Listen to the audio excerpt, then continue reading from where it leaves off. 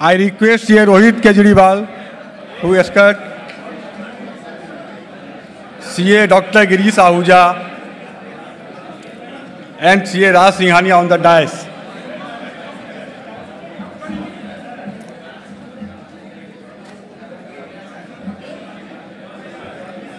Friends, we now begin the first technical session of the annual conference. This session is on the direct tax, and we have none other than Guruji CA Dr. Girish Ahuja, who will be deliberating on the topic recent critical issue on income tax. Friends, you will be surprised to know that Dr. Ahuja reached Kolkata from Mumbai late night at around 1 o'clock, and today in the morning he is ready as our first guest speaker for the very first session of the conference. We salute his commitment. All are requested to take seat, please. Delegates, please, all are requested to take seat.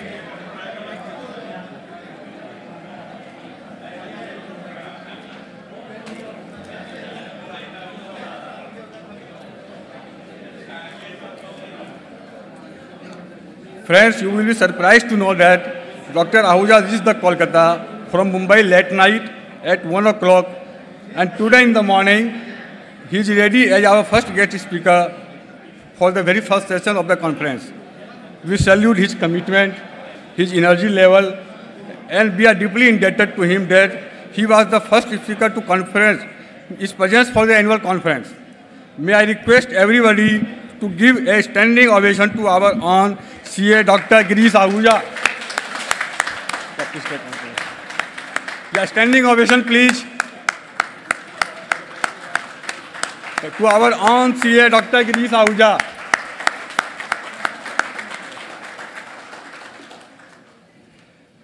Now, I would like to read out the brief profile of Ahuja, sir. He is a practicing chartered accountant in the field of direct taxes.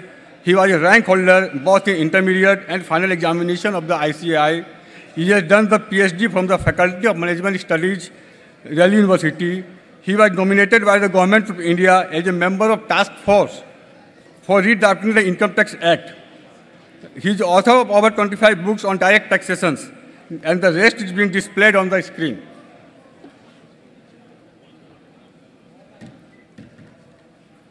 I request CA Vikas Goyal to come forward and offer a bouquet to Ahuja, sir.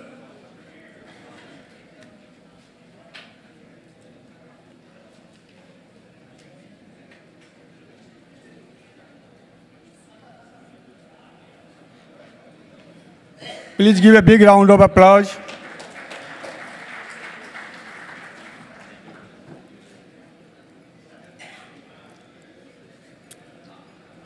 Thank you, Vikas. The session chairman is our own past president, CA Raj Singhania, who besides being a CA is also an insolvency professional and expert in the tax matter. The profile is being displayed on the screen. Now I request CA Ashish Maskara to come forward and offer a bouquet to Raj Singhania ji.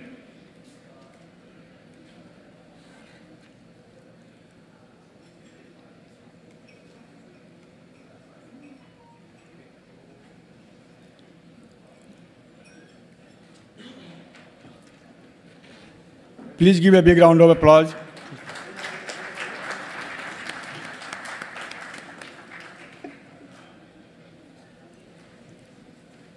Now I request Raj Singhania ji to take the proceedings further.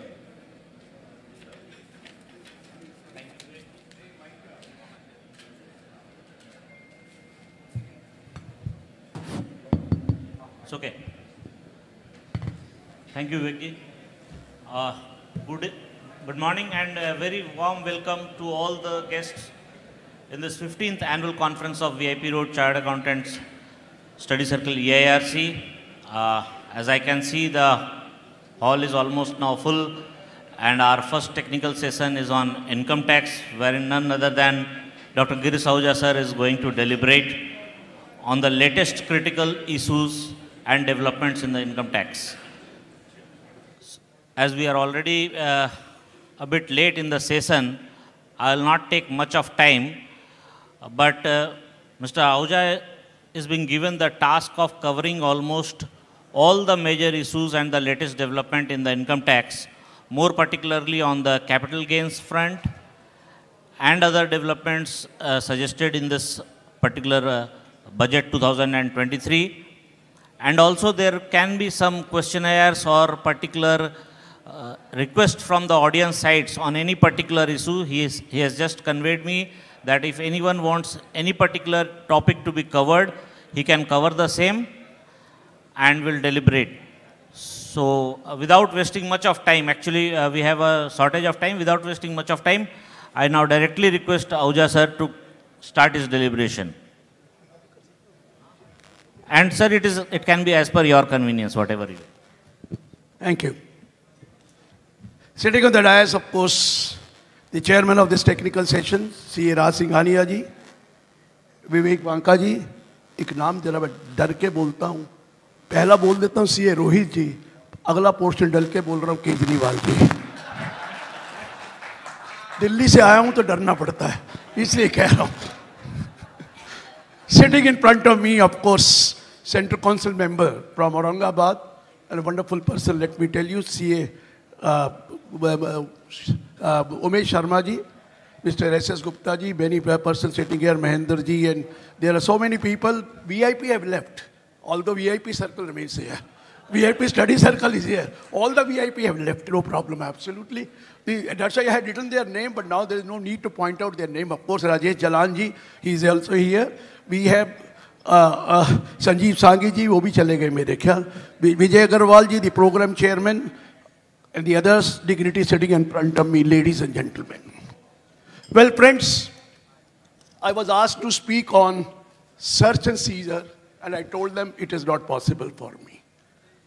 Two topics I don't take now these days. One is search and seizure, other is the assessment. Because partly I am responsible for that.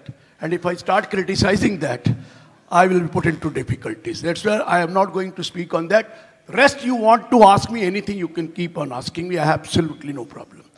But I've been told to talk to you about some capital gain recent developments and of course the earlier development and many other points later. First thing, I remember going about 2 months back to the department. I was given to understand by the department, they are going to discontinue the old regime of tax. The old regime where you were allowed many exemptions and deductions. They wanted to discontinue that. They say we will now shift only to new regime.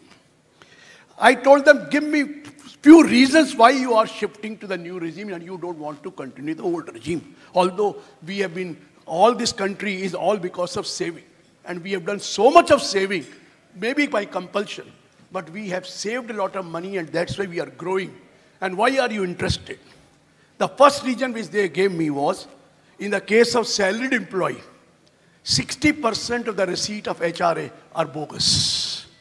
60% receipt are bogus. Salary people are claiming exemption from HRA and the receipts are bogus in the sense either is a bogus receipt absolutely, or paying rent to the father, or paying rent to the mother, or even paying rent to the wife. Wife, वो कहता मुझे allow नहीं करती है जब तक कि आप rent ना दो हमने आने का. Or judgment is also there. There is a judgment also where the rent given to the wife is a tribunal judgment was allowed as exemption. So this is one of the reasons he said. And I said उनके पास और कोई scope ही नहीं है. Salary वाले के पास और क्या scope है? एक ही तो HRA scope है. Otherwise everything is there and they can't claim. कहते नहीं जी ये गलत है. Second, the young generations. These days are asking us, why are you forcing us to deposit in government scheme? Why should we deposit in public provident fund? Why should we go for this? Why should we go for this? It is our choice, our money, we will do whatever you give us the concession, we will deposit it. मैंने क्या बातें करते हैं? ये young आदमी सोचते हैं कि quick money बन जाएगा. कोई quick money नहीं होता है. Destiny हो तो कुछ भी हो जाएगा. Otherwise quick money नहीं होता है. मैंने कहा, they were talking about what you call Bitcoin. मैं जहाँ जाता था, they used to call कि Bitcoin आपने लिया, are you investing in the Bitcoin? मैं कहा कैसा होता है वो, मुझे नहीं पता। कि सर मैंने, इसने 2 करोड़ कमा लिए, उसने 5, उसने 10 करोड़ कमा लिए। अब मैंने पूछा कितने ने कमा लिए ये तो बता दो। They were all notional gain, किसी ने कुछ नहीं कमाया है, they were all notional gain. And even for derivative you look, derivative which you want that it is a quick money in derivative. Reserve Bank of India report is 90% of people lost in derivative. 90% of people have lost in derivative. ये कौन सी कमाई है जो hard work के बगैर आती है? I don't know. If the god has to be in छप्पड़ पार के देना वो अलग बात है, otherwise it is not possible to make money so fast. ये पता नहीं ये यंग लड़के क्या सोचते, और हमारी सुनते भी तो नहीं है ना।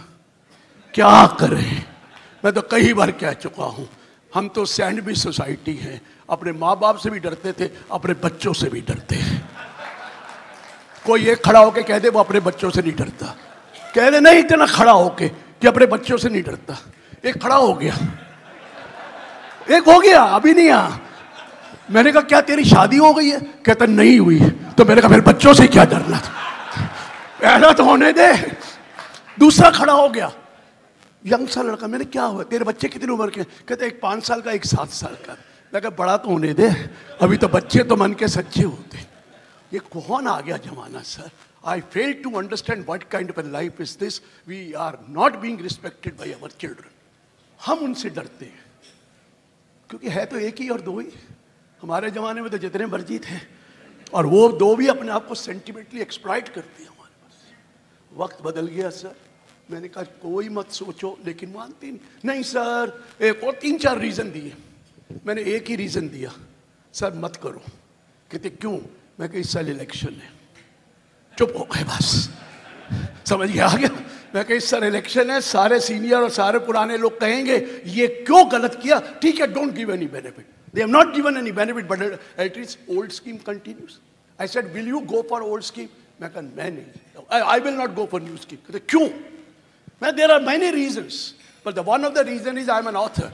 I get a deduction under 80 QQB, about 3 lakh rupees. 3 lakh means 90,000 without spending any money. I am going to save 90,000 tax, beside of course PPF and all other. तो मेरे को सूट नहीं करता है, बाकी जिसको करता है most of the people will go for new scheme, let me tell you. कहते कोई फर्क नहीं पड़ेगा। कहते मैंने कहा बताओ कितने लोग जाएंगे? कहते 70%। अब कितने जाएंगे? मैं कहा 70% ओल्ड स्कीम में चले जाएंगे, न्यू में जाएंगे। न्यू में। कहते क्यों? मैं कहा बाई डिफॉल्ट भूल जाएंगे नई स्कीम में जाने के लिए, अपने आप ओल्ड स्कीम भूल जाएंगे, ओल्ड स्कीम में जाने के लिए अपने आप नई स्कीम में जाएंगे। So why you bother, don't worry. कहते बड़े खुश हुए, बहुत खुश हुए, जी हाँ नई स्कीम में जाएंगे। लेकिन नई स्कीम बेटर है, लेकिन फिर भी ए पर्सन लाइक मी और all others sitting here will deposit money in PPF। At least interest तो माफ होगा, which is an exempt income and saving without any attachment, and it is an interest income, and everybody should do that. Whether you are young or old, everybody should have PPF account because a good amount of return without any tax. So why should not we go it? We'll go it. I said I'll go for medical, but I will not go for any other thing. Maybe हो गया, लेकिन अब आपको पता है ultimately new scheme आनी है. Purpose is एक और solid purpose देते हैं, which may be good or may be good, that if you have more money with you after paying tax, if you have more money with you, you will spend more. You will spend more, there will be more demand, there will be more consumption, and the economy will grow. मैंने कहा social security कहाँ पर है यहाँ पर? You should continue with the old. If they want to have the new scheme, let them go for the old. अब तो आपको पता ही लग गया, by default you are in new scheme. You want to go to the old scheme, please work out.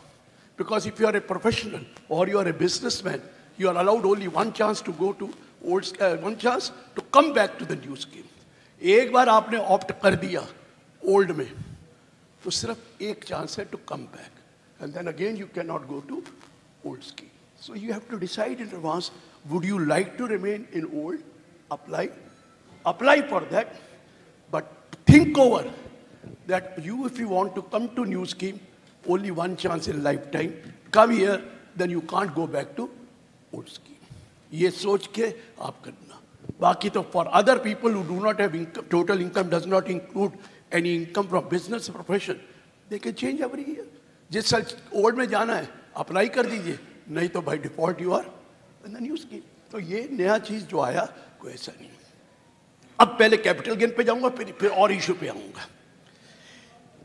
What was the reason for changing limit of capital gain 54F and 54 from bringing down any amount to 10 crore? यही आया sir.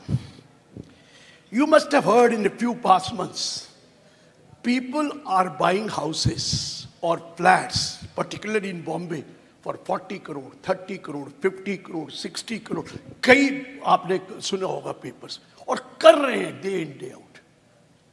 And they are not paying any tax on that. What is happening? They have sold their gold, they have sold their what you call shares or any other thing except residential house property and invested the entire net consideration price in the residential house property and they have got complete exemption. Suppose कीजिए आपने कुछ बेचा, consideration price is 30 crore and the cost or index cost is let's say only 10 crore. How much is the capital gain? 20 crore. Now, if you invest the entire 30 crore, because you are not selling house property, you invest the entire 30 crore, total 20 crore is exempt. ठीक है ना? जितना भी capital gain कमाया, सारा का सारा माफ है, provided you invest 100% net consideration price in the residential house property, provided you don't own more than one residential property on the date of transfer. एक से ज़्यादा नहीं. आप सारा कैपिटल गेन माफ करा लेते हैं. पर्पस वो नहीं है. सारा कैपिटल गेन माफ करा दिया, 30 करोड़ के ऊपर 20 करोड़ का करा लिया. 3 साल घर रखा, 3 साल रखा, चाहे किराए पे दिया, जैसे भी रखा. 3 साल के बाद 54 ले लिया. बात समझ रहे? 54 लेने की प्रॉब्लम नहीं है. वो जो 30 करोड़ रुपया था जो आपने लगाया था, 3 साल को लॉकिंग किया, उसके ऊपर इंडेक्स भी ली और घर ले गए. घर ले गए कि नहीं ले गए? कोई under 54 you don't have to invest the consideration price, you have to invest the capital gain. समझ में आया? मैंने वो 30 करोड़ का जो घर लिया था आपने एग्जेम्पशन ले ली 20 करोड़ की, ले ली वैसे 20 करोड़ की एग्जेम्पशन. 30 करोड़ का घर रख लिया, 3 साल तक रखा. वहाँ रिस्ट्रिक्शन है, you can't transfer for a period of 3 year. रख लिया, एप्रिसिएशन तो हो गई. अब बेच दिया. पहला तो कैपिटल गेन निकलेगा, consideration price minus index cost, और इंडेक्स कॉस्ट 30 करोड़ को इंडेक्स करके सपोज 34 करोड़ आ गया. एक एग्जांपल दे रहा हूं. और कैपिटल गेन आया सपोज करिए 45 करोड़ का बिका, 15 करोड़. पहले तो 35 करोड़ या 34 करोड़ अपने घर ले गए. अब तो री इन्वेस्ट नहीं करना. 34 करोड़ रुपया 3 साल, 30 करोड़ रुपया 3 साल लॉकिंग किया और इंडेक्स के 34 करोड़ घर ले गए और बाकी का जो कैपिटल गेन आया उसको रेजिडेंशियल हाउस में लगा दिया. So there is nothing. आप समझ में आया क्या कर रहे हैं? ये rich people are doing like this. What are they doing it? They are making investment under 54F and after 3 years or so whenever they want to sell it they are taking away their index cost. जो 30 लगाया था और index करके 33 आया, वो तो घर ले गए क्योंकि उसको तो री इन्वेस्ट करने की जरूरत नहीं है ना. अब इन्वेस्ट क्या करना है? Capital gain. और वो कैपिटल गेन करके एक और घर ले लिया.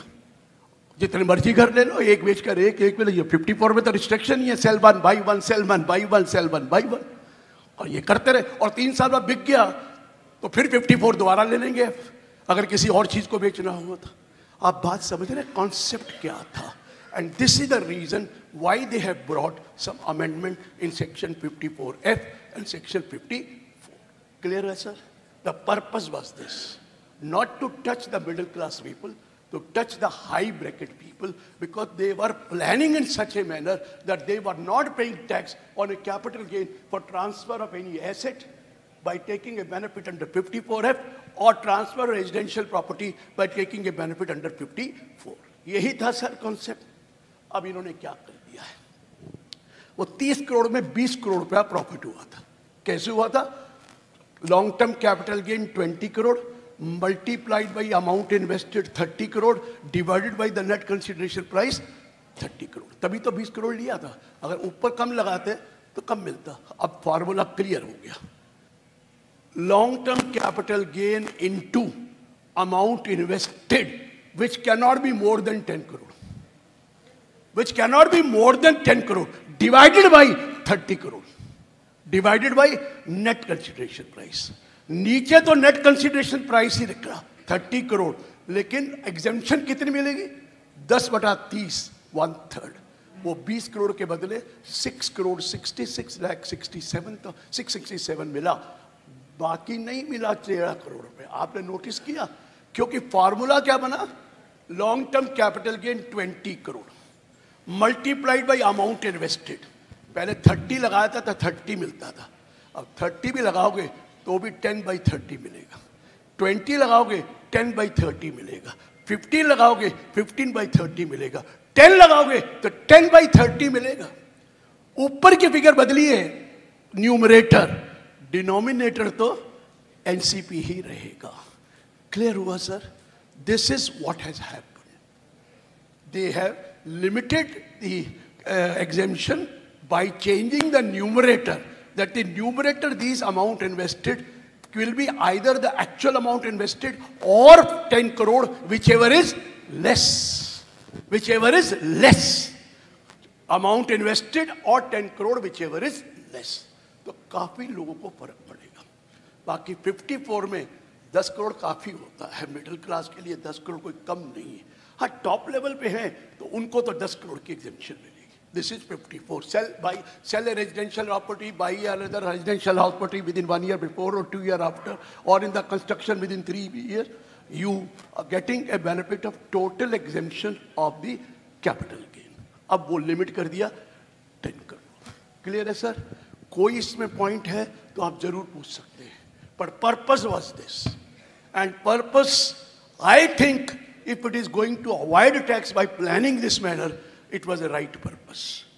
खत्म नहीं किया, वो तक सोचते थे कैपिटल गेन ही खत्म कर देंगे, खत्म नहीं किया, but लिमिट कर दिया that maximum will be in the case of 54 10 crore, and in the case of 54F amount invested cannot exceed। If you may invest more, but you will get exemption only to the extent of 10 crore। Clear है sir? हाँ, pardon me, this is from next year।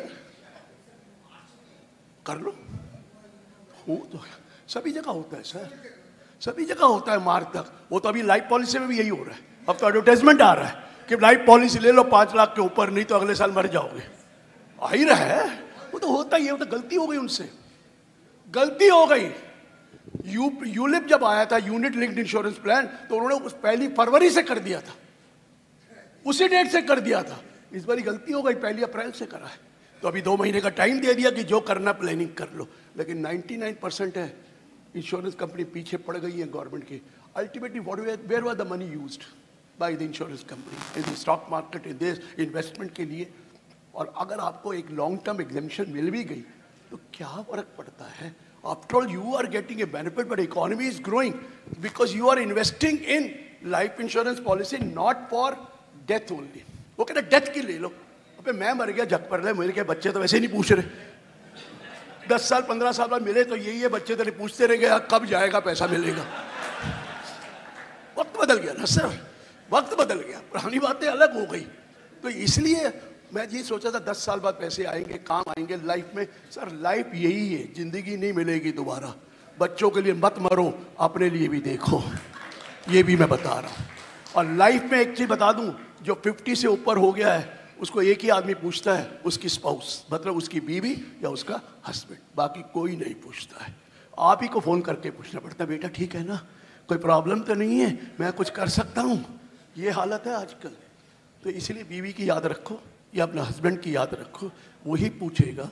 तो अपनी ज़िंदगी में जो कर सकते हो ना कर लो, ज़िंदगी नहीं मिलेगी दोबारा। मैं तो पहले बोल रहा हूँ, वक्त के हिसाब से चलो, सारे दिन अपने आप को बच्चों के लिए मत मारो, कर लेंगे जो करना होगा उनको, वो सुनते कहाँ हैं। अरे मेरे ब्रदर भी चार्टर्ड, मैं भी चार्टर्ड। एक दिन वो उसका बेटा कहता, आपको क्या पता? वो मैंने कहा रुको, सारे इंडस्ट्री वाले सारे जगह हमसे कंसर्न करते हैं, तो कहते आपको क्या पता? नहीं यार, कमाल आ गया। वो इसलिए नहीं पता कि हमें ज्यादा डिजिटल नहीं है, हमें फोन की सारी ऐप नहीं आते, इसका मतलब हमें कुछ नहीं आता। क्या बातें कर रहे हैं यार, ये हाल है जमाने का सर। घर के मुर्गे को या कुछ कहो, वक्त ही बदल गया सर। सर बाद में रियलाइज किया मैंने क्या कह दिया, जैसे हमारे और भी कहते रहते, unfortunately I am a member of parliament. समझ में आ गया ना मैं क्या? आजकल के बच्चे ऐसे ही हैं। Unfortunately I am a member of parliament. तो तेरे को किसी ने कहा था तो बन जा कि unfortunately you are a member of a parliament. समझ में आया ना sir what I am talking about? चलिए सर नेक्स्ट बढ़ता हूं, आगे बढ़ता हूं। देखिए एक नया आया है। वैसे तो मैं जिंदगी में जब भी बॉम्बे कलकत्ता आता था ना तो मैं इसको गंगोत्री मानता था या कुछ ना कुछ सीख के जाता था। वक्त बदल गया है। पहले ये गंगोत्री छोटी जगह से निकलती थी और फैलती पूरी इंडिया में थी। सबको पता है, सबको पता है। जो दिमाग कलकत्ता वालों का था कहीं नहीं था, सबकी नजर वहीं थी क्या हो रहा है वहां पर और क्या हुआ है। कोई मैं गलत नहीं कह रहा, आपने लूपहोल ढूंढे ठीक है, वो अलग हुए, that is a different story. अब उनकी नजर उधर कलकत्ते से हटके कहीं और भी जगह आ गई है, क्योंकि कलकत्ता में जो था अब बंद हो चुका है, अब पॉसिबल है नहीं। वो इनकी वजह से नहीं हुआ है, वो डिजिटल इकोनॉमी की वजह से हुआ है। वो digital they have lot of information which is percolating and coming to them, और इतनी इंफॉर्मेशन उनके पास है पहले यूटिलाइज पूरी आती नहीं थी या यूटिलाइज नहीं होती थी। अब पूरी इंफॉर्मेशन उनके पास, they know much more than what you know about yourself. आपके बारे में उनको ज़्यादा पता है। ये मैं पहले बता दूं, मैं कई बार बोल चुका हूँ। मैं जब देख रहा था, जब हम लॉ बना रहे थे, तो एक आया म्यूचुअल फंड, कई चीज़ें थी मेरी। म्यूचुअल फंड, एक म्यूचुअल फंड ऐसा है जो मुझे भी नहीं पता था, उसमें लिखा था 2,37,000। मैं कहा ये कौन सा है? कहता जी आप ही के नाम पे लिखा हुआ है। मुझे याद है 20-25 साल पहले पैन नंबर भी इंपॉर्टेंट ज़्यादा नहीं होता था। मैंने एक 20,000 रुपये जमा कराए थे UTI में, ग्रोथ स्कीम में, वो बढ़कर 2,37,000 हो गए। मेरा एड्रेस बदल गया था तो पता ही नहीं लगा। मैंने कहा रुक जाओ यार, मुझे नोट करने दो। 15 दिन बाद मुझे 2,37,000 मिल गए। मैंने कहा thank you income tax department, they know more than what I know about my self. Sir बहुत कुछ उनको पता है जो आपको नहीं पता है आपके बारे में। ये अभी तो एनुअल इंफॉर्मेशन स्टेटमेंट आई है, पहली बार देख लिया है ना क्या क्या आ रहा है, क्या स्टेटमेंट में आया है, और क्या आपके पास कैपिटल गेन, क्या क्या 2 रुपए का डिविडेंड भी आपका सामने नजर आ रहा है। नहीं तो आपके क्लाइंट बताते थे, आधी चीजें बताते नहीं थे क्लाइंट, सब कुछ आ रहा है। और अभी तो इंतजार कीजिए 2-3 साल में और क्या आ रहा है मैं बताऊंगा नहीं। और 1 साल ऐसा आएगा वो कहेंगे हमें सब कुछ आपके पता पड़ा है, ये रिटर्न आपकी बन गई है, साइन कर दो बस, हम नहीं जानते आपके। ये वक्त आने वाला है सर आपके बारे में, ये बता दूं अब मैं, ये it is going to happen very soon and you are noticing now यार, you are noticing what kind of information is available with them which you may also don't know. अरे मेरे को उन्होंने कह दिया 2019 में आप 8 बार अब्रॉड गए। मैं क्या हाँ गया तो था। मैं कहा 7 टाइम इंस्टीट्यूट के अलग अलग चैप्टर्स में गया था और उन्होंने टिकट खर्ची। कहते ये हमें नहीं पता किसने टिकट खर्ची, 8 बार आप गए अब्रॉड। मैं कहा सर मैंने कुछ नहीं खर्चा है। कहते गए तो मैंने कहा हाँ 7 बार गया, 1 बार डॉक्टर को मिलने गया अमेरिका, उसकी मैंने टिकट ले रखी, ऐसी कोई चिंता नहीं। कहता हाँ वो आपका स्क्रूटनी आएगी तब बताना कि टिकट इंस्टीट्यूट ने खर्ची थी या किसने खर्ची थी, पर आप 8 बार गए हो। मैंने कहा एक चीज़ बताओ, जब मैं दिल्ली न्यूयॉर्क दिल्ली गया टिकट ली थी, बाकी तो मैं वहाँ बहुत ट्रैवल करता रहा, उसकी तो आपको क्या पता, आपको क्या पता मैं वहाँ गया हूँ, ये तो यहाँ का ही पता है ना। कहते चिंता मत करो, आप जाते हो घूमने, फेसबुक में डाल देते हो, अगले दिन हम लिख देते हैं लाइक इट। जिसकी सर्वेलेंस है उसके बारे में सब पता है कहाँ ट्रेवल कर रहा है, कैसे आई लाइक इट। और हमारी तो बहू बेटियां बहन भाई ये जो शादियों में जाते हैं लोडेड विद ज्वेलरी और what kind of A diamond pearls Ruby sapphire पहना होता है, वो तो 1 घंटे में उसमें डाल देते हैं फेसबुक में, वो कहता है वी लाइक इट मोर। ये सब पता है आपने क्या क्या आपके घर में ज्वेलरी है, अगर उन्होंने आपके ऊपर सर्वेलेंस रखी है तो क्यों आपने पहन रखी है वहां पर, पहन रखी है आपको। इसलिए मैं कह रहा हूं be careful, now the information is percolating day in day out. आई नई चीज निकाली है इलेक्ट्रॉनिक गोल्ड रिसीट, EGR। आपके पास फिजिकल गोल्ड है, you go to the vault manager, approved SEBI vault manager, hand over the physical gold to him, उसको demat कर देगा और आपको इलेक्ट्रॉनिक गोल्ड रिसीट दे देगा equal to the value of the gold on that date. जैसे share में demat करते हैं, ये फिजिकल गोल्ड को डीमैट करके EGR बन गई। Now you trade this EGR on stock exchange. Bombay stock exchange had already done it from October, national stock exchange is looking for it. और सिटी, वो जो गोल्ड सिटी है हमारी, जो गिफ्ट सिटी, उसमें वो ऑलरेडी शुरू हो गया। अब क्या करेंगे, ईजीआर को, गोल्ड को अब कन्वर्ट कर रहे हैं ईजीआर को, वन स्टेप। अब इस गोल्ड को आप उस ईजीआर को ट्रेड करेंगे, बेचेंगे, खरीदेंगे, दूसरा स्टेप। बाकी ईजीआर बची, आपको रिकन्वर्ट करना है गोल्ड में, वो भी अलाउड है। अब करना क्या, क्वेश्चन आया, when you are converting physical gold into EGR there is a transfer, conversion is a transfer. पर लॉ ने सेक्शन 47 क्लॉज 7D डाल दिया, conversion of physical gold into electronic gold receipt will not be treated as transfer. को transfer नहीं माना जाएगा, कोई capital gain at this stage नहीं हो। और जब भी ईजीआर को गोल्ड में रिकन्वर्ट करेंगे तब भी ट्रांसफर नहीं मानेंगे। हो गया सर, आपने कन्वर्ट कर लिया, गुप्ता जी ने कर लिया, अब ये ट्रेड कर रहे हैं, उस पर करें। जब ट्रेड करेंगे इनको कैपिटल गेन निकालना है। For capital gain he has to calculate whether it is long और short, he has to calculate what is the cost of acquisition of this EGR जो इन्होंने बेची है। तो उन्होंने कह दिया cost of acquisition of EGR which you are not trading will be the cost of the physical gold. जो physical gold के बदले आया था वो कॉस्ट आपकी है, क्योंकि आपको मालूम है वो फिजिकल कॉस्ट आ गया। Period of holding, because he has to calculate short term capital gain और लॉन्ग टर्म कैपिटल गेन। वो पीरियड ऑफ होल्डिंग क्या होगा, व्हाट इज लॉन्ग और शॉर्ट, कहता है रुकिए, for period of holding whatever period you held the physical gold that will also be considered for keeping a period of holding. इन्होंने period of holding निकाल लिया, long term है, short term है, निकाल लिया, और साथ में कैपिटल गेन निकाल लिया, cost of acquisition he knows is the cost of the physical gold. इन्होंने बेचकर उमेश जी को बेचा है। अब उमेश जी के बाद ईजीआर आई, अब ये भी तो ट्रेड कर सकते हैं। इनकी कॉस्ट क्या है वो तो पता ही है इनको, कितने का खरीदा था इनसे, और इनका पीरियड ऑफ होल्डिंग क्या है, जो पीरियड ऑफ होल्डिंग इनका है, क्योंकि इसमें तो कोई चीज नहीं है ना, वो तो सिर्फ फर्स्ट टाइम वाले कन्वर्टन का पीरियड ऑफ होल्डिंग पुराना माना जाएगा और आपका कॉस्ट वो माना जाएगा जो गोल्ड की है। But if you have bought A EGR, so he is selling a EGR, he knows what is the price of the EGR for which he has paid to Mr. S.S. Gupta. That is of course his price, and his period of holding he knows it. When he transfer it will be either short term capital gain or long term capital gain. तो ये नया concept आया है sir, EGR can be traded like shares. Clear है sir, कोई doubt तो नहीं है इसमें। आगे बढ़ते हैं, एक नया concept आया है, मार्केट लिंक्ड डिबेंचर्स। अभी तक हम कूपन रेट होता था डिबेंचर्स में, है?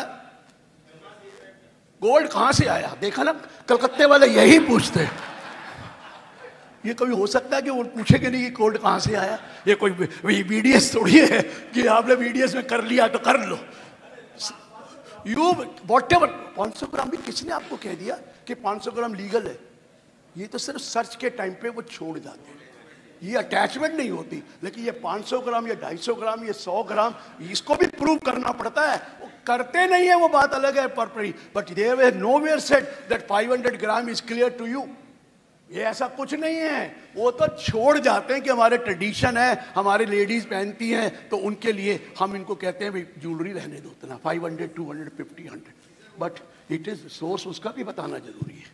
ऐसा नहीं है सर, वो सिर्फ एक सर्कुलर है। अब आप कहते हो उनको भी इतना ही पता है, वो छोड़ जाते हैं, दिखता है, बट है नहीं लॉ।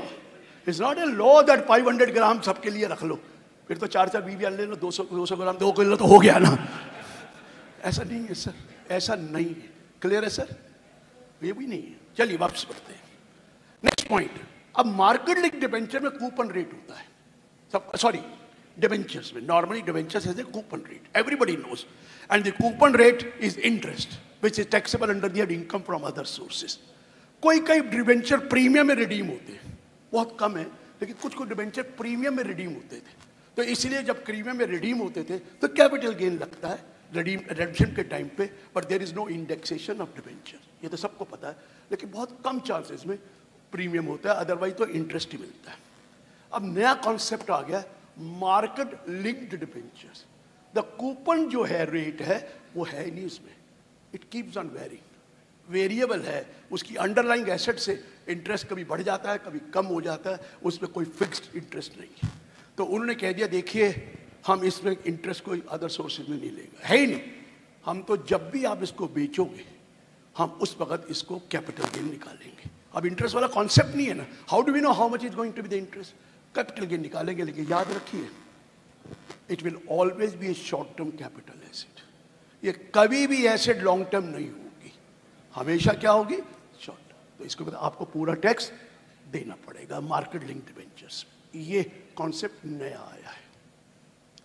कुछ कॉन्सेप्ट ये आ गए कि आपको पता है कि बीसी श्रीनिवासा शेट्टी की जजमेंट थी सुप्रीम कोर्ट की, where the cost of acquisition can not be known. अगर you can not compute the cost of acquisition, the provisions fail और उसमें टैक्स नहीं लगेगा। तभी तो ये लाए थे गुडविल ऑफ ए बिजनेस और a profession, right to carry on a business, trade name, what you call brand name, loom hours, tenancy right. If it is self-generated, the cost of acquisition shall be nil. ये लाए थे कि इनका cost of acquisition निल होगा और आप अपने आप कैपिटल गेन निकालेंगे ही निकालेंगे। किसी जमाने में गुडविल ऑफ प्रोफेशन नहीं था, उसके बाद गुडविल ऑफ प्रोफेशन पे भी आ गया, कॉस्ट ऑफ एक्विजिशन इज निल। हम क्या करते थे, अपनी प्रोफेशन की गुडविल बेच देते थे, कोई टैक्स नहीं लगता था, लेकिन वो भी खत्म हो चुका है। अब इनके दिमाग में आया there can be many other intangible asset. दिमाग तो सीए का बहुत है, वो कहेगा ये ऊपर कवर्ड ही नहीं इस आइटम में, so this intangible asset there is no cost, so we will not tax it. और there may be any particular right, और वो राइट में भी कॉस्ट नहीं है तो हम नहीं करेंगे। अब उन्होंने लॉक बना दिया that in case of any other intangible asset which is not covered in this definition, or any other right which has not been specified, the cost of acquisition, if it is self-generated, the cost of acquisition going to be nil. तो permanent खत्म कर दिया रोग। अब आप अपने अपने नए कॉइन नहीं कर सकते, हमेशा कॉस्ट हमेशा निल मानी जाएगी और कैपिटल गेन निकलेगा। ये क्लियर हुआ। और एक और इसमें चेंज आया था जो हम बड़ी गलती करते थे बट था, 24B में interest on the property is allowed, on the money borrowed is allowed as a deduction under 24B, even for the interest which is accumulated is allowed in 5 installment. And under section chapter 6A, 80C में भी deduction मिल जाता था, stamp duty का deduction मिल जाता था, repayment of loan का, 80E में भी मिल जाता था, बोरोड मनी तो 50,000 रुपया एक एक्स्ट्रा डिडक्शन मिलता था फॉर इंटरेस्ट। और लोग क्या कर रहे थे, वहाँ भी डिडक्शन ले रहे थे, 24B में भी ले रहे थे, और जब उस प्रॉपर्टी को बेचते थे कॉस्ट ऑफ एक्विजिशन में वो इंटरेस्ट भी जोड़ देते थे और वो डिडक्शन भी जोड़ देते थे। Now they have clarified, mind it, you are claiming a deduction under 24B or under chapter 6A for a article item that will not form part of your cost of acquisition or cost of improvement। ये भी उन्होंने change कर दिया और ठीक किया है जो मैंने बताया। हम क्या लॉ ये नहीं कह रहा है एक बार डिडक्शन ले रहा दूसरी बार डिडक्शन थोड़ी ले लोगे, लेकिन क्लैरिटी नहीं थी तो उन्होंने क्लैरिटी डाल दी है। सो ये क्लियर है सर? जितना नहीं मिला वो ले सकते थे ना कॉस्ट में, आप तो पूरा ही ले लेते थे सर। कौन पूछने वाला, इतने साल हो गए किसने बता डाल दो कॉस्ट। अब नहीं होगा, अब उतना ही कॉस्ट रहा जितना, हाँ तो पहले एक्यूमुलेटेड होता था ना, तो वहां मिलेगा ना 24B में। एक्यूमुलेटेड प्रॉपर्टी का इन 5 इक्वल इंस्टॉलमेंट में मिलता है ना डिडक्शन, तो वो वाला तो 24B में मिलता है, तो 24B में मिलेंगे तो यहाँ कैसे ले लेंगे? 1.5 लाख नहीं 2 लाख था, 2 लाख है, पहले 1.5 लाख तो कहीं भी नहीं रही, वो कभी कभी रही, और वो 2 लाख के अभी भी है, वो तो लॉस नहीं आई। देखिए लेट आउट प्रॉपर्टी की 2 लाख की लिमिट नहीं है, लेट आउट प्रॉपर्टी की है 2 लाख से ज्यादा carry forward loss carry forward होगा, सेटअप नहीं होगा। In the case of late out property interest में 2 लाख की लिमिट नहीं है, वो तो लिखा है interest on property if there is a loss, let out property, that loss will be allowed to be set up from the other heads of income up to ₹2 lakh and balance will be carried forward. ये उस तरह की condition लगाइए, मना थोड़ी कर रहे हैं कि आपको वो इंटरेस्ट नहीं मिलेगा। हाँ सेल्फ ऑक्यूपाइड प्रॉपर्टी का उन्होंने लिमिट कर रखा है 2 लाख, सेल्फ ऑक्यूपाइड का agree. The best balance you can take there, balance you can take there, who stops you? Clear कर दिया तो उन्होंने, जो क्लेम कर रखा है वो नहीं मिलेगा, जो नहीं क्लेम किया वहां ले लो। हाँ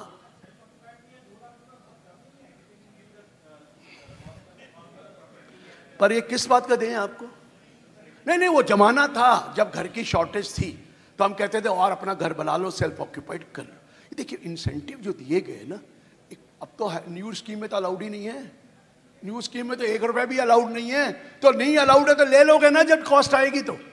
रादर आप गलत सोच रहे, नुकसान है, मैं कह रहा हूँ फायदा है। न्यू स्कीम में नहीं मिलेगा, नहीं मिलेगा ना, तो जब बेचोगे तो उसकी सारा इंटरेस्ट ले लेना। रादर एडवांटेज है sir, it is not a disadvantage. सब कुछ मिल जाएगा तो आपको उस तरफ देखिए, आधा गिलास भरा हुआ है वो देखो कि ये है, आधा खाली है वो मत देखिए। आप तो सोच रहे हो वो 2 लाख का ज़्यादा बढ़ा देना चाहिए, मैं कह रहा हूँ कि वो लो ही नहीं डिडक्शन, तो आपको मिल ही जानी। न्यू स्कीम में तो मिलनी नहीं है। When you are in not scheme तो 2 लाख गया ना आपका, हम तो यही तो चला रहे थे, घर कैसे बनाएंगे, वो कहता कॉस्ट में ले लेना। तो क्लियर हुआ sir, it is better, it is better. Sir राह है सर, तो मिथिलेश कुमारी की जजमेंट थी, जज जो साल देते रहे उसी साल से इंडेक्स होता है, उसी से होता है इंडेक्स। कर लीजिए, एडवांटेज है वो तो एडवांटेज है। You are better placed now as compare to the earlier situation, you are better placed. ये मैंने अमेंडमेंट करी कैपिटल गेन की जो इस साल आई है। आपने कोई पिछला कोई अमेंडमेंट कोई पूछना है कैपिटल गेन का, anything you want to ask, you are most welcome to ask. नहीं पूछेंगे तो मैं एक पॉइंट जरूर करूंगा, बाकी आपकी मर्जी है। On capital gain anything you want to ask, क्योंकि आप बहुत बार 9B 45(4) कर चुके हो, वो तो बेड़ा गर्क हो गया है। आज भी कोई पूछ रहा था मेरे साथ गाड़ी में आए, तो नाम नहीं लूंगा, वो ये पूछ रहे थे एओपी में चेंज हो रहे हैं। मैंने कहा एओपी और फर्म में कोई चेंज नहीं है, 45(4) वही लगता है। आपके पास चले ना कि 45(4) में पार्टनर है या एओपी है। आपके पास 2 है, एओपी तभी होगी जब मोर देन 1 होगा। अगर दोनों चेंज होना चाहते हैं, या तो डिसोल्यूशन होगा या फिर पहले ले आओ 2 और फिर निकालो, उससे पहले तो पॉसिबल ही नहीं है। एओपी और फर्म में for the purpose of 45(4) and 9B there is no difference between AOP and firm. तो एओपी सिर्फ 2 ही है। अब आप कहते हो कि बंदे चेंज हो जाए, कर लीजिए, पहले दोनों को नए लाइए, फिर ये 2 रिटायर होंगे। रिटायरमेंट के टाइम पे भी जितना कैपिटल आउटस्टैंडिंग है उससे 1 रुपया भी ज़्यादा मत देना, नहीं तो 45(4) लगेगा ही लगेगा, क्योंकि रिकॉन्स्टिट्यूशन है तब होगा। आप बात समझ रहे हैं? कोई जरूरत ही नहीं करने की। एक्चुअली टैक्स किसको लगना है? एओपी के आपको। तो एओपी ने बेची थोड़ी है, अभी पड़ी है एओपी के पास, सिर्फ वो कैपिटल अपना लेके चला गया, जाए, हु स्टॉप्स यू? पर उतना capital which is outstanding on that date, that you pay. If you pay more than that, obviously you know that it is going to be taxed under 45(4). तो clear है? Clear है sir? ये भी मैं बता दूं, पर एक कॉन्सेप्ट में बताना चाहता हूं। 45(3) vis-a-vis 56(2)(10). What is 45(3)? Introduction of any capital in kind in the business of either the partnership firm or AOP shall be treated as transfer.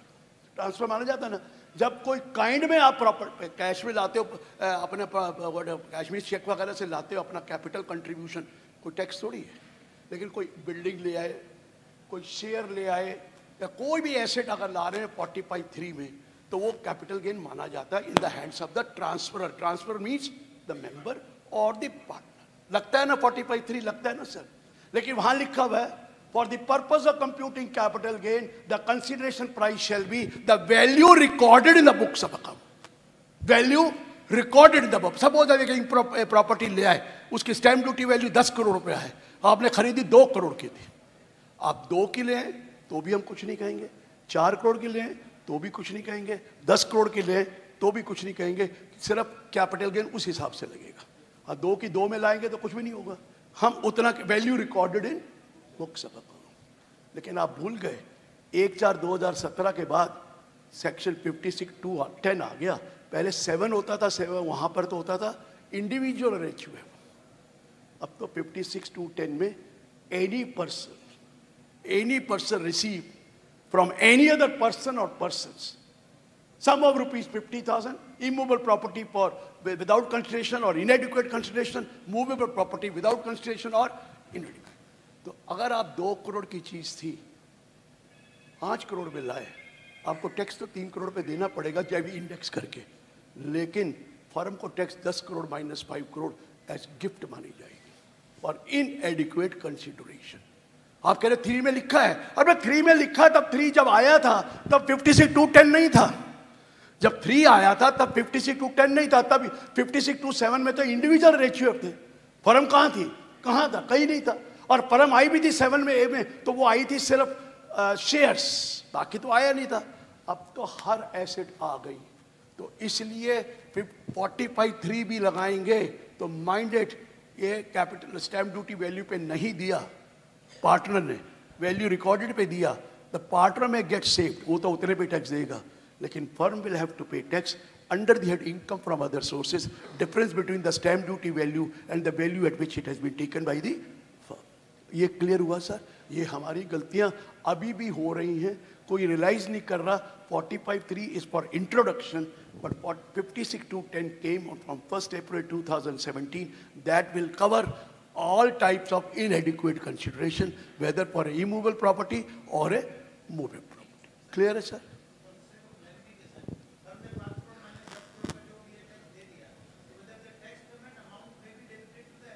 Why? Alright. आप टैक्स फर्म ने, पार्टनर ने दिया है, फर्म ने थोड़ी दिया है। अब आप वैल्यू कर रहे हैं एसेट को? नहीं, आपने टैक्स दे दिया फर्म ने, अब आपकी वैल्यू 10 करोड़ है, तो आपने डिफरेंस पे टैक्स दे दिया है, तो आपकी वैल्यू कॉस्ट 10 करोड़ हो गई। The moment you have paid tax on the difference between 10 crore and 5 crore, the 5 crore has been paid by the firm, which ultimately will be debited to the partner's capital account, और वहां asset 10 crore की हो जाएगी अपने आप। भैया आपकी cost of acquisition तो वही होगी जितने पे टैक्स दिया आपने, 10 करोड़, 10 करोड़, लेकिन टैक्स तो दे दिया, बेचा क्या है, अभी तो आया ही है, तो टैक्स तो लग गया ना सीधा ही, मार्केट वैल्यू पे लाना पड़ेगा 45(3), नहीं तो आपको टैक्स देना पड़ेगा फर्म को under section 56 subsection 2 clause 10। Clear है सर? सर टैक्स का भी कॉस्ट थोड़ी होता है, टैक्स तो एक्सपेंस है, और वो एक्सपेंस कहाँ, वो सर प्रॉफिट एंड लॉस में जाता है आपके पार्टनर्स में। 49 है ही है यार, लेकिन टैक्स थोड़ी खर्चा है यार, टैक्स तो आपके प्रॉफिट से जाता है। This is not an appropriation, this is not an expense, it is an appropriation, वो आपके पार्टनर्स कैपिटल में डेबिट हो जाता है अल्टीमेटली। हाँ जी सर, कुछ Sir, in case of joint ownership of the property, if the sister gave her side of the property to the brother, so what would be the tax implication of that? You gifted him? मैंने अपनी property, मैं और मेरी बहन दोनों 50-50 के partner थे, joint owner थे। मेरी सिस्टर ने मुझे उसको दे दिया, कम पे बेचा, तो वैसे तो गिफ्ट नहीं है, फिर तो दोनों में कवर्ड नहीं है, स्टैम्प ड्यूटी में भी कवर्ड नहीं है और 56(2)(10) में भी कवर्ड नहीं है, रिलेटिव से है। लेकिन अगर आपने बेचा, 5 करोड़ की वैल्यू थी, तो सिस्टर ने आपको 3 करोड़ का बेचा, सिस्टर को कोई टैक्स नहीं लगना, आपको 5 करोड़ के ऊपर देना पड़ेगा। हो नो क्वेश्चन, गिफ्ट में किस बात का टैक्स? वो तो you can make a gift, and gift is not a transfer.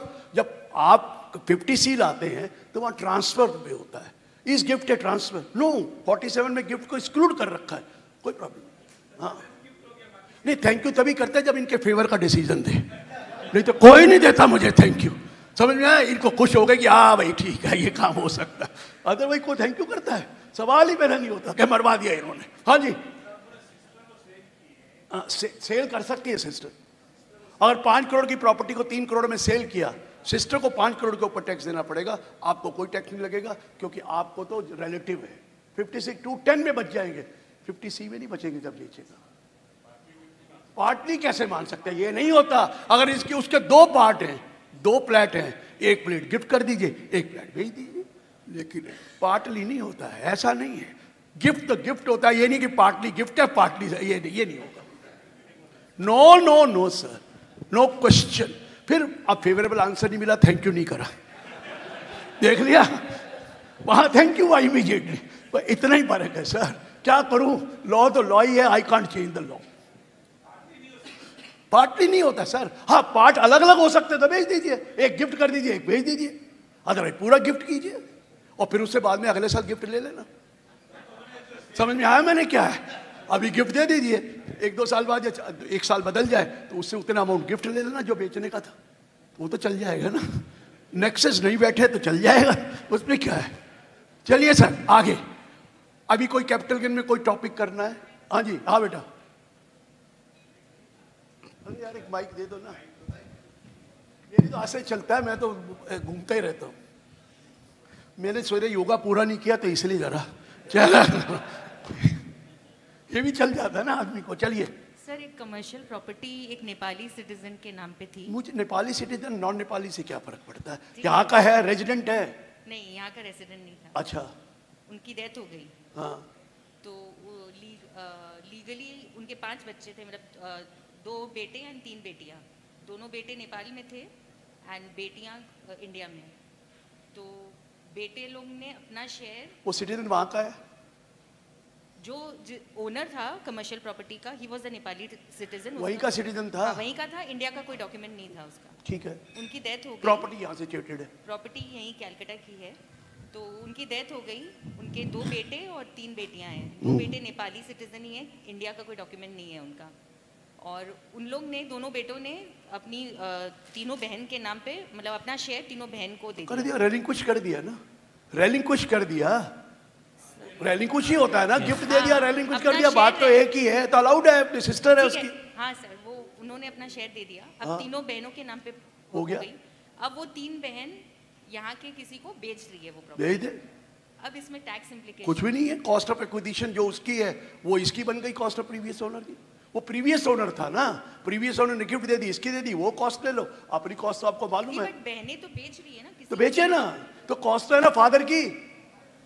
Father की कॉस्ट, फादर की कॉस्ट ली जाएगी, फिर उसको 1 अप्रैल 2001 का वो कर लेना, वैल्यूएशन। हो गया काम। मतलब फादर की जो ओरिजिनल, जी हाँ, सेक्शन 49(1) में लिखा है, the cost to the previous owner if you got it by gift, cost to the previous owner. इन्होंने मेरे फादर ने मुझे गिफ्ट दी, मैंने अपने बेटे को गिफ्ट दी, the cost to the previous owner कौन होगा? My father, not me, the owner who actually paid for it. तो 49(1) में वो माना जाएगा फादर, जिसका प्रॉपर्टी थी, और उसको भी अगर मिली होगी अपने बाप से तो उसका।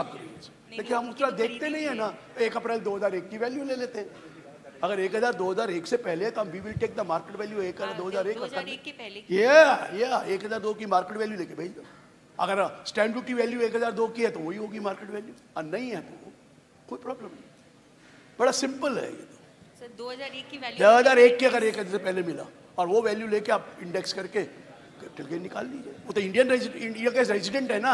I am not concern about citizen, I am concern about resident. जब आप प्रॉपर्टी देखते हैं, सिटीजनशिप नहीं देखनी है, वो उसका स्टेटस क्या है। अगर वो नॉन रेजिडेंट होते तो फिर टीडीएस का रगड़ा आता। अगर वो रेजिडेंट है तो जो 1% कटना है वो 1% कटेगा, दैट्स ऑल। वो काटेगा buyer and he can sell it. Cost capital gain वही लगेगा जो cost to the previous owner है, उस हिसाब से बनेगा। क्लियर? अभी भी सेटिस्फाई हुए नहीं है, इसमें कुछ बात है। This is the actual case which I am discussing. ये एक्चुअली हुआ है अभी, ये एक्चुअली हुआ है।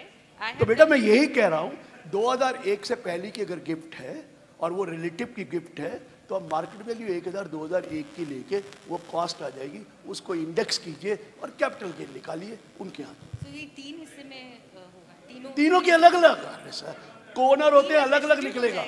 आपको जो बेचना है वो अलग अलग निकलेगा, टीडीएस भी उसको कई अलग अलग काटे। ये तो दिक्कत आएगी टीडीएस में। 50 लाख से कम है। हाँ? 50 लाख से कम है तो टीडीएस। फिर मेरे क्या दिक्कत है? फिर इतने ज्यादा सवाल क्यों पूछ रहे हो? उसमें है ही क्या? ठीक है, कोई प्रॉब्लम, यही होगा इंडेक्सेशन। हाँ जी सर, मैं तो अभी। Thank you sir, thank you. Hello sir, concession देना पड़ता है। चलिए हाँ बोलिए। सर ये जो फेयर मार्केट वैल्यू है 1/4/2000 को लेते हैं, it applies for movable and immovable property दोनों, ओनली फॉर इमूवेबल? ये जो 1/4/2001 की वैल्यू ऑप्ट करते हैं, ये तो सिर्फ उसकी है जो प्रॉपर्टी की है, ओनली प्रॉपर्टी। फिर मूवेबल कहाँ से हो गई प्रॉपर्टी के? ओनली प्रॉपर्टी, इमूवेबल और कोई नहीं है 1/4/2001 की वैल्यू लेना। ना गोल्ड के लिए भी नहीं है, ओनली प्रॉपर्टी। गोल्ड की वैल्यू तो तुम्हें मालूम है, बोल लीजिए। हेलो, तो क्या हुआ? इंडेक्स में तो ऐसे ही होगा, इंडेक्स में तो वैसे ही होगा। हाँ सर, ये 1/4/2001 वाली जो वैल्यू है, ये सीए खुद से नहीं निकाल सकते? मतलब ये निकालते कैसे हैं? क्या नहीं निकाल सकते? सीए खुद से नहीं निकाल सकते वैल्यू? सीए क्या नहीं कर सकता? वैल्यू खुद से नहीं निकाल सकते? सर वैल्यूअर बुक की नौकरी क्यों ले रहे हो? कि अगर स्टैम्प ड्यूटी वैल्यू आ गई है 1/4/2000 की तो वो लेना। अगर वो नहीं आई तो आप जो मर्जी वैल्यूअर से करा लीजिए, उन्होंने वैल्यूएशन ऑफिसर के बाद चेंज करके उसमें जाकर चेंज 142 कैपिटल ए में जाकर वहां से वैल्यूएशन निकालना। आपकी वैल्यूएशन कभी नहीं मानते हो, कभी मानेंगे ही नहीं, क्योंकि आप हमेशा ज्यादा दिखाओगे टू गेट दी बेनिफिट, और वो कहेंगे ये कम है, इसलिए। हाँ जी चलिए। हाँ सर एक और क्वेश्चन। सर ये टॉपिक ले लें पहले। हाँ मैं टॉपिक, क्वेश्चन बाद में, टॉपिक बताइए और कोई करना। Topic sir, if you can throw some light on brought forward losses of business in the regime of scheme of amalgamation, merger, or now in the IBC regime। दो regime। चीजों को पहले बता दूं, कई लोगों के दिमाग में ये है कि न्यू रिजीम में लॉसेस कैरी फॉरवर्ड नहीं होंगे, ये बिल्कुल गलत है। Losses only on account of those deductions which is now not allowed, जैसे एडिशनल डेप्रिसिएशन, जैसे साइंटिफिक रिसर्च, उसकी वजह से कोई लॉस हुआ है पुराना, वो कैरी फॉरवर्ड नहीं होगा। बाकी तो सारे losses allowed to be carried forward in the new regime also. ये हाउ डू सर आइडेंटिफाई तो बड़े दिल आराम से हो जाता है, क्योंकि वो कुछ देखिए मैं आपको दो चीजें बताऊं। एडिशनल डेप्रिसिएशन की वजह से लॉस हुआ वो तो आइडेंटिफाई हो जाएगा, वो कर लीजिए। और जो ये पिछले सालों में आपने, उसमें बहुत कम ऐसे हैं जो आपने पुराने लिए हुए हैं, जैसे 35 AD तो पता है ना आपको कि आपने उसको क्लिप किया हुआ है, वैसे ही है। बाकी आप देखेंगे तो खास चीज नहीं है, कुछ नहीं है। ये एक मिथ है कि लॉसेस अलाउड नहीं होंगे, सिर्फ उनकी वजह से जो लॉस हुए वो नहीं अलाउड है, बाकी सब आइडेंटिफाई हो जाएगा जब आप कैलकुलेट करेंगे, हो जाएगा उसमें। ले चले और कोई चले। अब ये कह रहे थे ब्रॉड फॉरवर्ड लॉसेस। देखिए अमलगमेशन के बारे में तो ऑलरेडी पता है, 72A सेक्शन है, उस पर ऑलरेडी पता है कि अमलगमेशन के लॉसेस, जो अमलगमेटेड कंपनी है वो इसको फ्रेश 8 years कैरी फॉरवर्ड कर सकती है, fresh 8 years, provided amalgamation is as per the law. और जो सेक्शन 2(1)B की सेक्शन 2 पहलू किया, जो अमलगमेशन में कोर्ट ने डिसीजन दिया, उस हिसाब से अगर आप करोगे तो 8 साल फ्रेश हो जाते हैं। सिर्फ उसके लिए कम है वो, अगर आपने पार्टनरशिप से या LLP से वो बनाया तो बैलेंस पीरियड का होता है। लेकिन अमलगमेशन में लॉस एंड अनअब्जॉर्ब्ड डेप्रिसिएशन तो वैसे ही पूरी परमानेंट जाता है, उसका तो प्रॉब्लम ही नहीं है। लेकिन लॉसेस को फ्रेश 8 years मिल जाते हैं in the case of amalgamation. कराई अमलगमेशन LLC के लिए जाता है, अदर करता कौन है अमलगमेशन? मेनली लॉसेस को सेटअप करने के लिए अमलगमेशन होता है, और आजकल IBC में भी यही है, that you can do it this way. Clear? So, sir, the losses only which are available as on the date of amalgamation. Correct. That of the amalgamating company.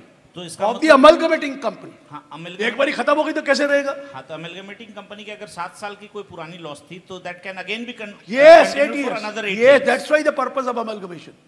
8 साल फ्रेश मिलते हैं। ये सर 72A में तो covered है, 79 के हिसाब से क्या फॉर दो 79 फिर आप गलत आ गए। 79 में तो लिखा है change of share holding for more than 50% अगर हो गया तो वो लॉसेज अलाउड नहीं होंगे कैरी फॉरवर्ड करना। वो तो अमलगमेशन और नो अमलगमेशन, ठीक है, वो तो अमलगमेशन और नो अमलगमेशन 50% ज्यादा होल्डिंग सेम आदमी नहीं होगी। वो कुछ इसमें एक्सेप्शंस हैं, जैसे IBC में आया, चाहे स्टार्टअप का केस है जो 10 साल तक है, अदरवाइज तो वो लॉ क्लियर कर दिया। तो sir 79 cannot be read with sir देखिए वो लिखा है the losses in which year in which the loss was incurred, and in the year in which the loss is set off, at least 51% should be same. Year in which loss is incurred, उस हर साल का अलग अलग 8 साल जाता है। Year in which loss is incurred and the year in which loss is set off, बीच में change हो गए मुझे नहीं पता, उसमें 51% शेयर होल्डिंग सेम की होगी। ये वो company in which public are not substantially interested, ये सिर्फ 79 उसके लिए क्लोजली हेल्ड कंपनी। सो इसका मतलब 72A में जो दिया हुआ है कि कंटिन्यूअस 8 years होगा, that is also been restricted by 79। वो तो ओवरऑल वो तो नीचे उन्होंने एग्जांपल दे रखी है कुछ जो से उसके एक्सेप्शन दे रखी है, बाकी नहीं, वो एक्सेप्शन दे रखी है उन्होंने। सारा 79 ज़्यादा 72A ज़्यादा लिस्टेड कंपनियों का होता है ज़्यादा, ये मैं बता। हाँ ऑब्वियसली। हाँ जी चलिए सर आगे कुछ। हाँ सर टॉपिक पहले, क्वेश्चन बाद में।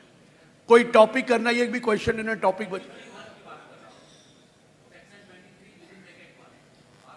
हाँ करिए, बात करिए, आपका हक है। हाँ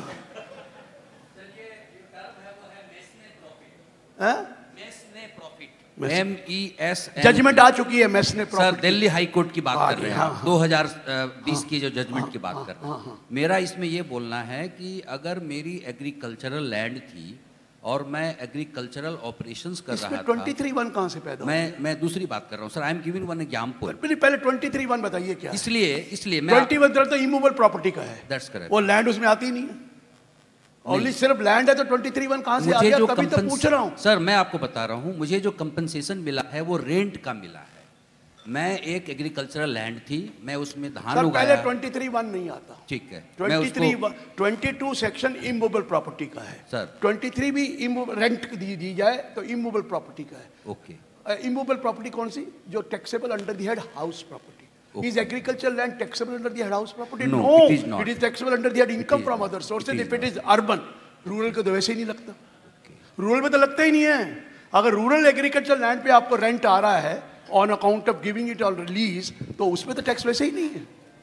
मुझे कॉन्सेप्ट बताइए ना, रूरल में कहाँ है? मेरी कंसेप्ट ये है कि मेरी एक एग्रीकल्चर MES ने प्रॉपर्टी की जजमेंट आपने देखी कौन सी? अचानक मुझे मैं आपको एग्जांपल देके बता रहा हूँ, आराम से बैठ के कर लेंगे ना के बाद, क्योंकि ये फैक्ट्स के केसेस में हमेशा आधी चीज बताई जाती है, आधी छुपा ली जाती है, जैसे क्लाइंट छुपाते हैं, वो भी हमें नहीं बताते पूरा, फिर मुझे पता नहीं लगता कि जवाब क्या था। मुझे अचानक हम आराम से बैठ के बात करेंगे, मैं यहीं हूँ।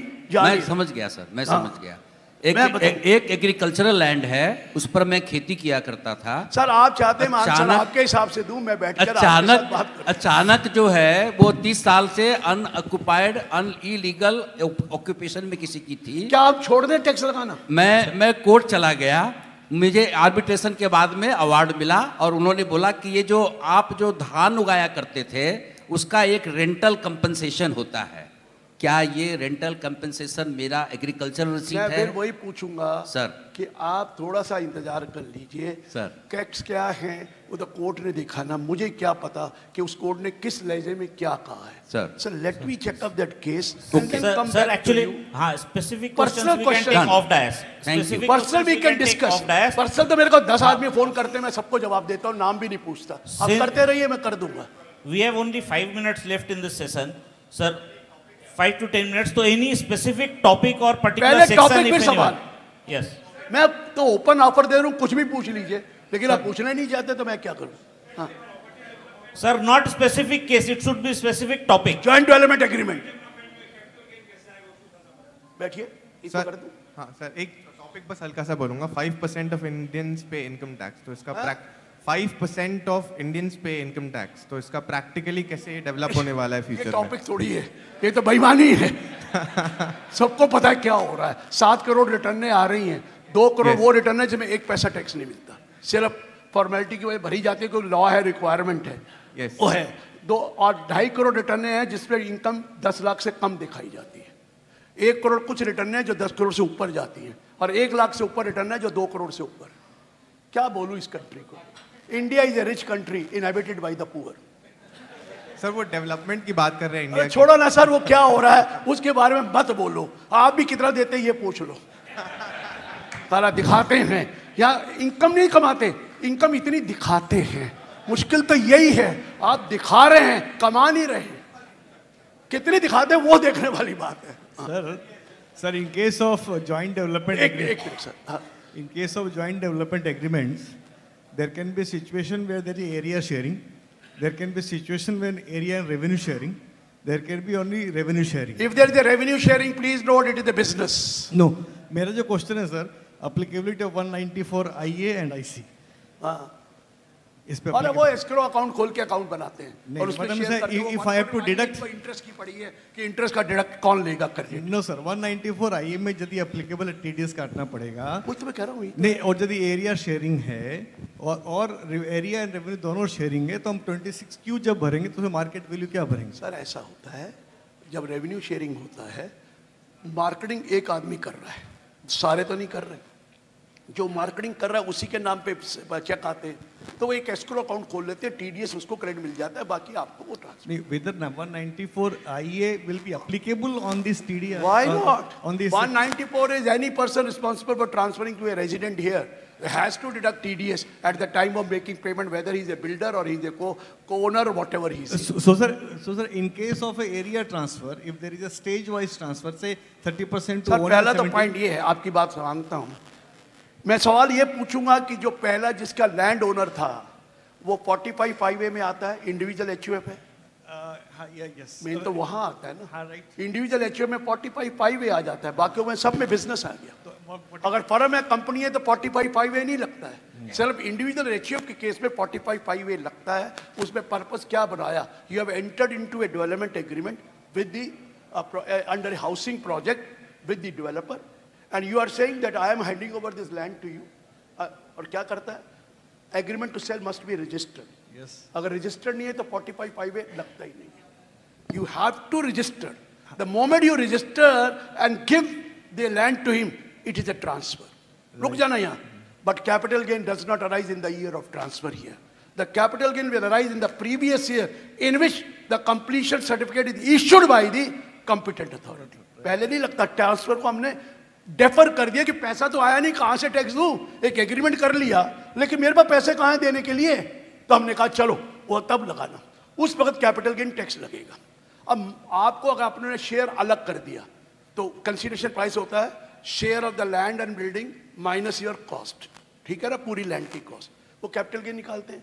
फिर आप अगर बेचेंगे तो आपका 194 IA का कटेगा, अगर वो बेचकर आपको पैसे दे रहा है तो 194 IA उसका कटेगा। हम एस्क्रो अकाउंट करके इसको ट्रांसफर करते हैं। तो सर 45 IA यदि एप्लीकेबल है then it comes 45(5)A applicable है that is in case of individual HUF, then 194 बाकी सबके लिए कैपिटल गेन है ही नहीं, बिजनेस इनकम है। Then sir 194 IC gets applicable, not 194 ये किसने कह दिया IA सिर्फ बिजनेसमैन कैपिटल गेन के लिए?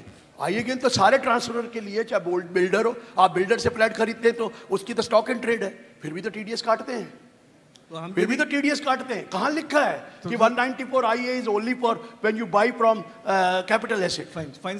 सो सर हमरा यदि खाली एरिया शेयरिंग हो और स्टेज वाइज हो तो हम जब TDS काटेंगे 50 लाख सर एक का कटवा दीजिए ना, क्या 1% में क्या उसको बेनिफिट पूरा मिल जाएगा? नहीं, what will be the market value every time, will I have to derive the circle rate and then date TDS? Yes, rate of transfer, circle rate. अगर एग्रीमेंट कर चुके हैं पुरानी डेट का तो वही सर्कल रेट है, वो तो लॉ है ना 50C(2) में, that the circle rate, if you have entered into an agreement prior to that and received some consideration, already received consideration, then not on the date of transfer, that circle rate when you had received the consideration and entered into an agreement. तो वो ये करते हैं, वो पुराना circle rate लेते हैं, सबका एग्रीमेंट कर लेते हैं ना हम, उससे कुछ पैसे ले लेते हैं एडवांस, तो सर्कल रेट पुराना माना जाएगा, नया थोड़ी माना जाता है। Thank you sir. वो तो वही करते हैं, वही करते हैं। Only one more last question, please. Only one question that can be entertained because बाकी क्वेश्चन मेरे को लंच में पूछ लेना। Otherwise, that any question, if I'm here only, having, don't we can worry. have an off dais. TDS काट रहे हैं और इनकम हम हाँ तो रूल है वो तो, और इनकम मेरे 2 साल बाद 194 IC है वो। हाँ सर, लेकिन मेरी इनकम 2 साल बाद होगी तो क्या हुआ, कैरी फॉरवर्ड कर लीजिए, हमारे पास लॉ तो है, आपने क्रेडिट नहीं लिया, कैरी फॉरवर्ड कर लो, अगली बार ब्रिंग ब्रॉड फॉरवर्ड कर लो, सारा कुछ तो दे दिया है सर। ये मैंने ही कराया था, क्या बोलूँ क्या था मैं, अब इस टाइम नहीं है, नहीं तो वो कैरी फॉरवर्ड करके ब्रॉड फॉरवर्ड कर दी। आपका भी अपना भी तो करते हो, आपके प्रोफेशनल है, आप क्या सिस्टम है, वो मर्केंटाइल सिस्टम में काटता है, तो हम क्या करते हैं, ये मत कहना मैं तो बीच में ले लेता हूँ, अलाउड नहीं है, ये मत कहना मैं तो वैसे ले लेता, बताता नहीं हूँ। लॉ है that has to be carried forward and you have to take the benefit only in the year in which income is offered for taxation. अब गलत कर रहे हैं वो मुझे मत कहना, अदरवाइज कोई भी TDS कटा हुआ है आपका और आपने अभी कैश सिस्टम है, आपने अभी इनकम नहीं दिखाई, जब भी इनकम दिखाओगे उस साल क्रेडिट मिल रहा है। पुरानी बातें छोड़ दो, लेकिन हम लकीर के फकीर हैं, बदलेंगे नहीं। कौन कहता है नहीं दिखाता, ये बातें मत करना, ब्रॉड फॉरवर्ड नहीं किया तो मैं जिम्मेवार हूं? अरे हो ही नहीं सकता, रेक्टिफिकेशन डालिए, सबका होता है, ऐसा हो ही नहीं सकता। Sir please don't tell me that. अरे मेरे 10 केस है, मैं रोज देखता हूं कि कैरी फॉरवर्ड करके ब्रॉड फॉरवर्ड करते हैं। सर मैं नहीं मानता, मैं डिपार्टमेंट से नहीं आया, लेकिन जो चीज ठीक है वो मैं बोलूंगा उनके फेवर में, जो गलत है मैम आप मेरा पॉइंट, आपने कैरी फॉरवर्ड डाला, ब्रॉड फॉरवर्ड के कॉलम ठीक था, मेरे आदमी ने सेकंड कॉलम में डाल दिया, 3 साल से लड़ रहा हूं मिलेगा। आपने कॉलम नहीं देखा ना, ये मैं कह रहा हूं ना, गलती हमारी है। मैंने मेरे ही केस में उसने पहले कॉलम लिखा था ब्रॉड फॉरवर्ड, वहां नहीं डाला, नेक्स्ट कॉलम में डाला, कॉलम ही गलत हो गया। कंप्यूटर तो गधा है, वो तो जो उस पर डाला हुआ है वो देखेगा, इस कॉलम में कुछ नहीं है, नहीं मिला। वो मेरे साथ हुआ है, it has happened with me, nothing new. हाँ, करते हैं सर, डिपार्टमेंट को करना पड़ेगा, नहीं तो फिर यहाँ पर एओ करेगा। करना तो पड़ेगा, जब फाइल इधर आ जाती है तो एओ करता है, जब फाइल वहां होती है तो डिपार्टमेंट करता है। हो गया ना सर, बात खत्म। सर, कोई मजेदार सवाल नहीं पूछ रहे। हाँ सर, आप अगर खड़े रहेंगे सर, सवालों की कोई कमी नहीं है सर, चलते रहेंगे। Last question never ending. नहीं, आपके बहुत हो गए, उनको दीजिए। Throw some light on.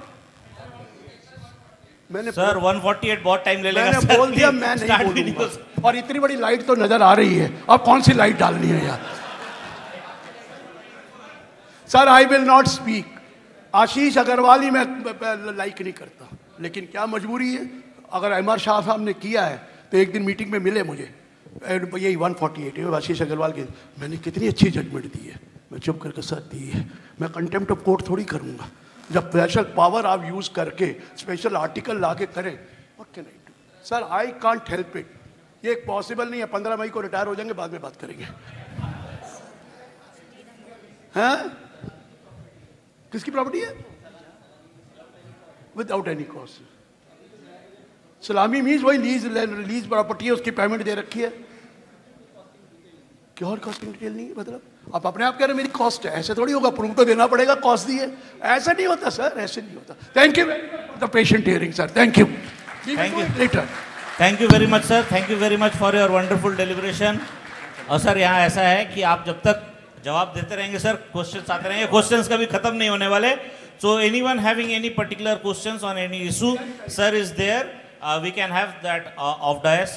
Now we are already running late, without wasting of any further time, now I request CA Rohit Kejriwal to offer a formal vote of thanks to CA Dr. Girish Ahuja sir, please.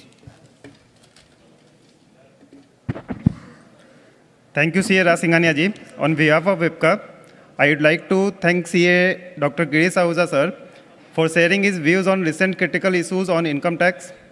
Sir, you explained the such topic in a very nice and lucid manner.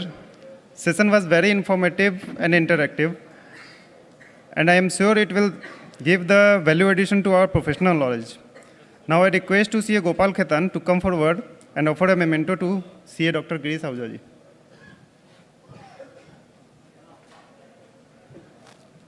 Please give a big round of applause.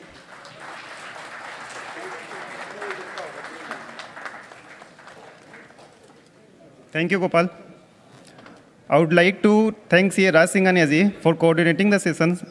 As a session chairman very nicely, I request CA Rupesh Agarwal ji to come forward and offer a memento to CA Raj Singhania ji.